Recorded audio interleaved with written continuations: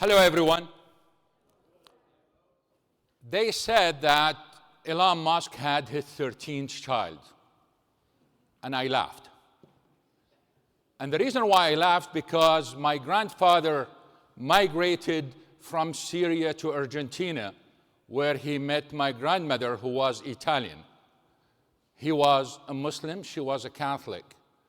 Before the death of my grandfather, they had 274 children, grandchildren, grandchildren, and I am one of them. I was planning on talking about the outlook for oil and gas to 2050. And I was told that I have only 15 minutes. So I cut it to an introduction and 3 questions that I'm going to answer. First of all, everything I'm going to talk about today and the explanation or the extra explanation that I'm going to talk about is written. Here are the contact information and where you can find all the write-ups about those topics. Energy demand is going up, and it will continue to go up, even if DeepSeek and the promises of DeepSeek are correct. Urbanization. People talk about population growth. It's not really population growth that drives energy demand. It is urbanization. In the next 5 years, we are going to add 500 million people to the world cities. 500 million people. And then migration. Most outlooks ignore migration. Just to show you the impact of migration. As you all know, President Biden brought in tens of thousands of Afghan families to the United States. The moment those families arrived in the United States, their energy consumption increased by 70-fold. 70-fold. And they have no income yet. If you look at all those migrants from Africa going to Europe, 30 to 40-fold increase the moment they reach Europe. Those who are coming from Central and Latin America or South America to the United States, the moment they get into an apartment in the United States, their energy consumption increases by 30 to 40-fold. So migration basically has tremendous impact on energy consumption. And of course, we have AI. And what is missing from all this discussion is what Elon Musk basically is doing. Autonomous vehicles. Autonomous vehicles consume more energy than anyone could imagine. And it's more than AI. So those are the 4 factors that are driving the energy demand. And we have a problem with that. The problem is we have all those climate change policies that aim to replace natural gas and coal. And that's not going to happen.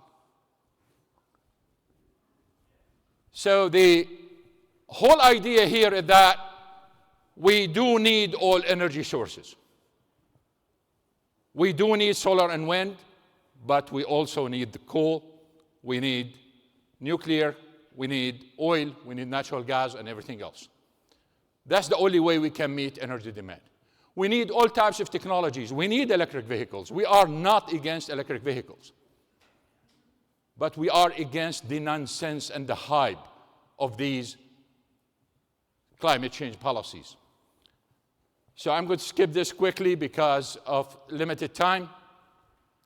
But I want to focus on the last point here. Whether you believe in climate change or not, it doesn't matter. What matters is one fact everyone agrees on, is emissions in big cities.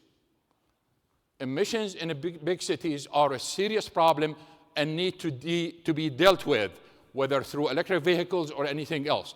Just don't bring the climate change argument, because once you make the argument local, it's about you, it's about the health of your children, etc. within that city, things become more successful and clearer. So coal and natural gas are here to stay. By the way, we are bullish on LNG. In 2025, sideways on oil, but bullish on oil in medium term and long term. You heard about peak demand in oil. This is a fantasy. British Petroleum basically think this year we are going to have peak demand. They say that China is going to experience peak demand. It's a complete nonsense. I'm going to show you some numbers. On natural gas, they say natural gas is the bridge to the future. It is not a bridge to the future. Natural gas demand, or natural gas, is the future. And that's why we are bullish on LNG.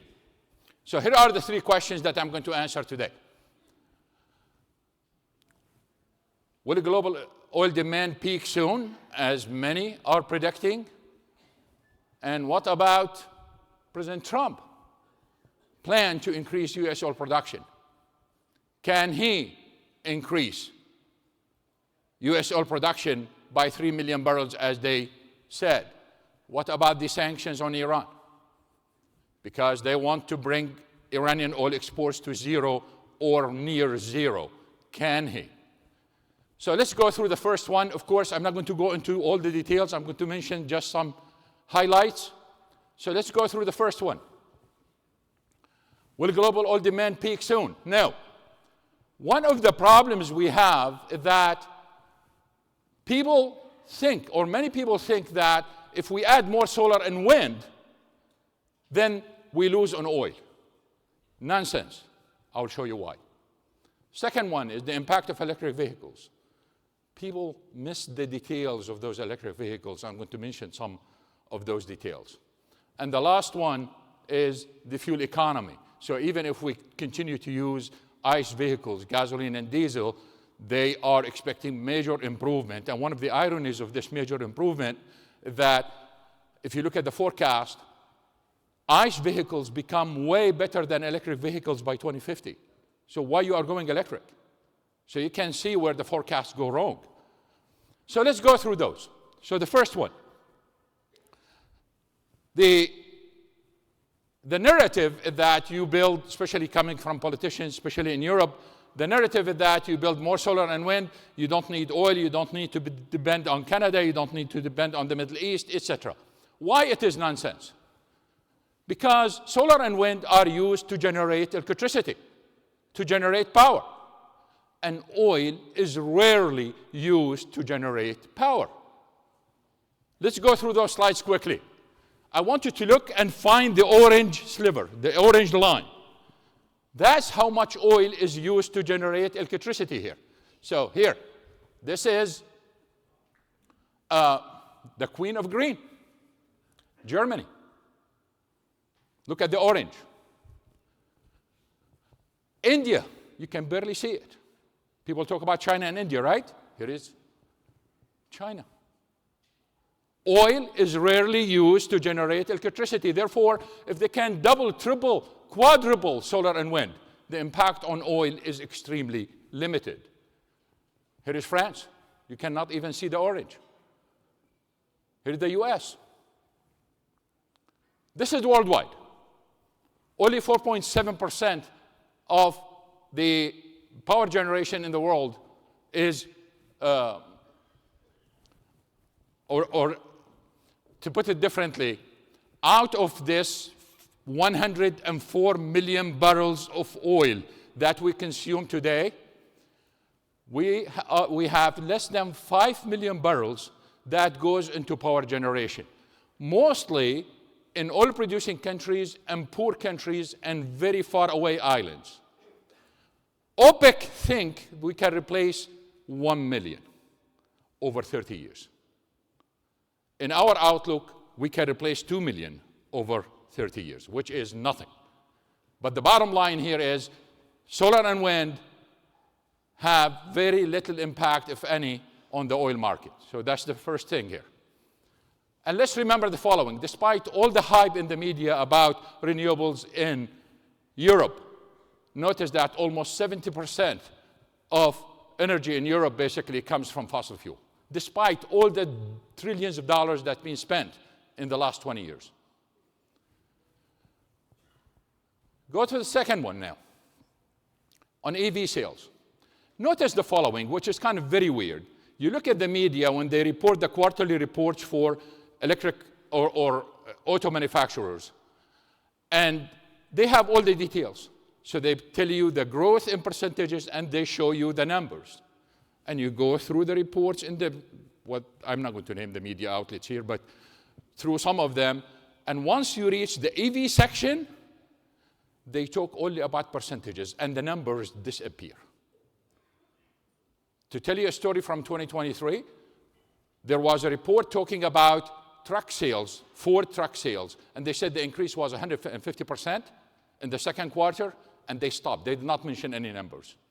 In the whole quarter, Ford sold only 900 trucks. But the media focused on the 150%. The whole idea here is they want to show you are the only one who is not driving electric vehicle. So that's one. So the other thing is the media reports always sales. You will not find a single media outlet who will tell you the number of EVs on the road. If you look at the number of EVs on the road today, we have about 55 million EVs in the world on the road. What is the impact of that on oil demand? What is the replacement? The replacement is only 1.4 million barrels a day. That's it. All this hype and all the billions that's spent in subsidies, it's only 1.4 million barrels a day. And this is the direct substitution. One of the ironies is those electric vehicles are very heavy. And why they are heavy? Because the batteries are very heavy. And in many places, like France, for example, they tax cars based on their weight. So what manufacturers are doing, they are trying to lower the weight of the body. And to lower the weight of the body, they go from steel and various materials to composite materials. And those composite materials are made from oil and gas. And if you look at China, for example, the demand for petrochemicals increased substantially as their EV sales increased, and their consumption of naphtha and NGLs went through the roof as a result of that. That's not being counted in any of the replacement in oil demand, which means that the impact is not 1.4 million barrels a day, it's way lower. On the second one, we did this study on Norway because sales in Norway were very high. And we found out that if you replace a gasoline car or a diesel car with electric, it's supposed to be 1-to-1, which means that if that car uses 10 barrels of gasoline a year, then we save 10 barrels. We found out that's not the case. It was 6. And when we did further investigation, we found out that the EV was always the second car, which means that the number of miles for a family got split between the ICE vehicle and the EV vehicle. So the impact on oil demand basically is lower. And I'm going to skip again for the sake of time. Can Trump increase production, US production, as he and his team basically said? And the answer is no. And I'm going to go through those slides quickly here. First, interest rates. Second, decline rates. I'll explain that in a minute. And the third, industry structure. What I'm saying here is 2025 is not 2016, not 2017, not 2018. We are in a completely different world. Let's go through the slides here.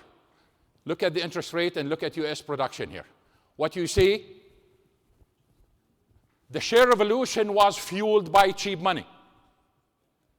When Trump came into the scene in 2015, interest rate was 0. In 2017, compare that 2017 to now, we are 3 times the interest rate we had in 2017. The oil industry does not have access to that cheap money anymore. He wants to give them subsidies? Let's see. The other one is the decline rates. As you produce oil from the oil well, you lose oil from that well. To replace it, you have to drill more. It just happened that shale has very high decline rates. The usual decline rates from a traditional well is about 4 to 5%. In shale, it's 40% and higher. So for shale, right now we are producing about 9 million barrels a day. You look at in the past and you look now, and you can see that in 2017, during the first Trump administration, the decline was 324,000 barrels a day per month. Right now, it's 660,000 barrels a day per month, which means that for the 9 million, to keep 9 million next year and the following years, we need to produce an additional 4 to 5 million barrels a day every year just to keep production flat, which means that most of the investment will go just to keeping production flat. He cannot increase production by 3 million. The industry structure changed in a way where drill, baby, drill was the model. For those who are in private equity, you might remember that. It was the model. Mostly family firms, family-oriented businesses, medium-sized companies. Their objective was to drill, prove production, expand reserves, and sell to the bigger whale. You want to fatten the fish and sell it to the bigger whale. That was the model. It wasn't about cash flow. Well, now shale is dominated by Exxon and Chevron. So the model of drill, baby, drill basically is over. Does not exist anymore. So these are the 3 reasons why he cannot do that. I know I am running out of time here, so let me go over the last question. Can the Trump administration reduce Iran's oil exports, as they say? No. And the reason why, because 2025 is not 2019. When he imposed the sanctions on Iran in 2018, Iran lost massive amount of production and exports. But that is not the case now. Why? First, change in the number of buyers. And I will show you the chart on that and why it is important. Change in crude quality, and I will show you the meaning of that. And then the last one is new trade, this is the third one, and financial system. I will explain that, and perfecting their game with China. So let's go over this quickly. During the first Trump term, when he imposed the sanctions in 2018, what you see here is Saudi Arabia increased production because Trump asked them to, and Iranian exports basically declined. And you can see the decline right here. Whether you are talking about production or exports, they declined. So they want to repeat what happened in the past now, and the answer here now is no, they cannot repeat that. Why? The number of buyers. Iran had about 20 countries to sell to in 2017 and early 2018. Right now, it has only one buyer, China. And you can see the change in colors, basically. Even that dark blue you see there, that is going to China. It's going through other countries to China. So everything is about China in that last part. And China and all the payment system and everything else is not subject to international financial system, is not subject to the United States.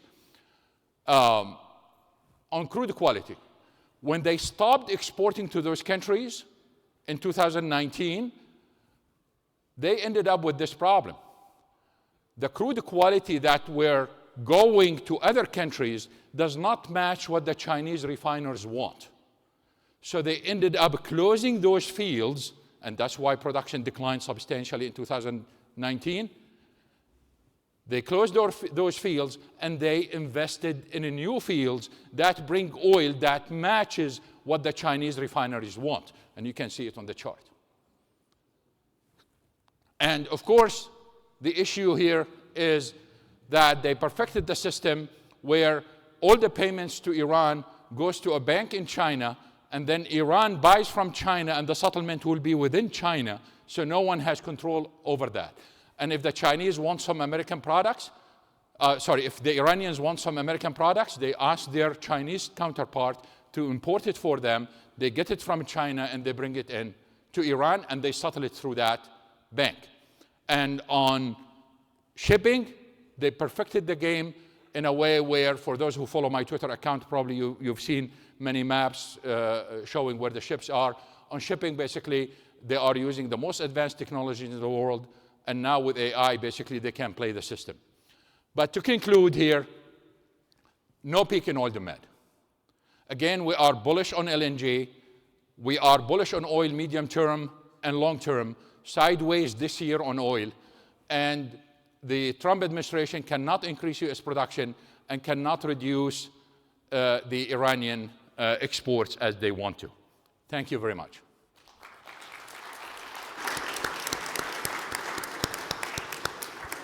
Yeah, excellent. Certainly have time for a couple of questions. Again, same thing. There's a microphone on a stand there. We also have someone walking around. If you raise your hand, and she will get over to you as soon as possible. Let's see. I want to know, LNG, you talked predominantly about oil while I wait for somebody else to get the microphone. The basics on LNG and U.S. exports for the next couple of years, how do you see that playing out? So what? How do you see the supply and demand trends for the next couple of years in U.S. LNG? I'm going to answer this differently. Think about this. Why Russia can export oil to Asia through the Red Sea, but cannot export a single LNG carrier through the Red Sea? It has to go around Africa all the way to Asia. And the Qataris, who have no problems with the Houthis, cannot export LNG through the Red Sea. They have to go around Africa. And any negotiations between the Trump administration and Putin regarding Ukraine, LNG is out of the question. And the reason why, because LNG, and this is back to you here, LNG has become an integral part of US foreign policy, regardless of who is in the White House. And therefore, it will be completely protected by any administration, whether in the high seas or in terms of markets. And this is part of the reason why we are bullish on LNG. Excellent. I did see one question back there on the left. Just curious, how do biofuels play into this, do you think? I know we've been pushing for them a little bit, but they've kind of fallen off the radar. What is it? Biofuels, where they're trying to take biomass and convert it into fuel faster. Yes. In fact, your observation is absolutely correct, because last year, most of the forecasts, including ours, was wrong because of biofuel. And of course, we have got to kind of find an excuse for ourselves, like, you know, we can drill for oil. What do I know about plants and getting biofuel from plants, etc.? So we made that excuse. But the fact is, it is a fuel. And we had major increase last year, and that's where most analysts basically missed on fuel production. This year is going to be way lower, and I think OPEC forecast in particular basically is going to miss this point, that to be more bullish for oil in general, because biofuel production is lower. The other issue here is we got to see what the Trump administration is going to do about biofuel, because they talked about other fuels. They have not talked about biofuel yet, and whether they are going to change anything in the Inflation Reduction Act, and whether they are going to change the subsidies to biofuel. But for this year, we are expecting a growth that is less than last year. Thank you. Oh, well, we did. Oh. Can you give us your opinion on the tariffs on Canadian oil and how that's going to affect? Okay. For those who are interested, there is a full explanation in my Twitter account, almost like a page and a half on this. The whole issue here is this. The United States cannot stay one day without Canadian oil, period. 63% of US oil imports, about 4.1 million barrels a day, come from Canada. And people say, well, we consume 21 million, so this is not a big deal. Nonsense. And the reason why, because it's 4.1 million barrels a day of medium and heavy sour crude. The 9 million barrels that we produce from shale is light sweet. It's a completely different market. So it is extremely important. I seriously think that again, I repeat this all the time. I don't know why I'm doing this. The Trump administration, I think right now, is aware of this. So they want to focus on steel, aluminum, etc., but not crude. However, if they go back to the original plan and putting 2.5% tax on oil imports, it's not a big deal. Thank you. Excellent. Thank you.